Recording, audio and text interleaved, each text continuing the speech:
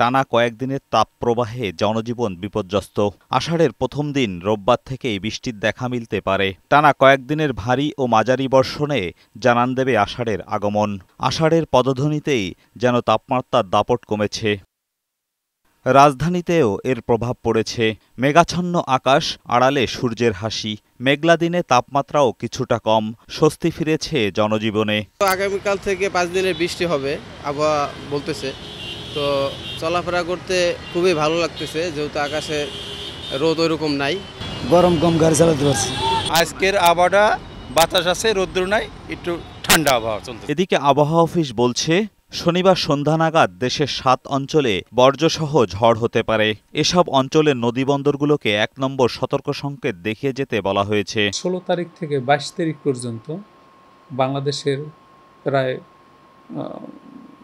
সকল বিভাগেই হালকা থেকে মাঝারি ধরনের, কখনো ভারী থেকে অতি ভারী বর্ষণের সম্ভাবনা আছে। এই বৃষ্টিপাত সংঘটিত হওয়ার পর যে বিদ্যমান তাপপ্রবাহ সে অনেকটাই 16 তারিখের পর কমে যাবে এবং স্বস্তিদায়ক পরিস্থিতি তৈরি হতে পারে। এদিকে টানা 7 দিনের ভারী বর্ষণের কারণে পার্বত্য এলাকাগুলোয় পাহাড় ধসের আশঙ্কা রয়েছে। সংশ্লিষ্ট এলাকার সবাইকে সতর্ক থাকতে বলা হয়েছে। এজাজুল হক মুকুল, বৈশাখী সংবাদ, ঢাকা।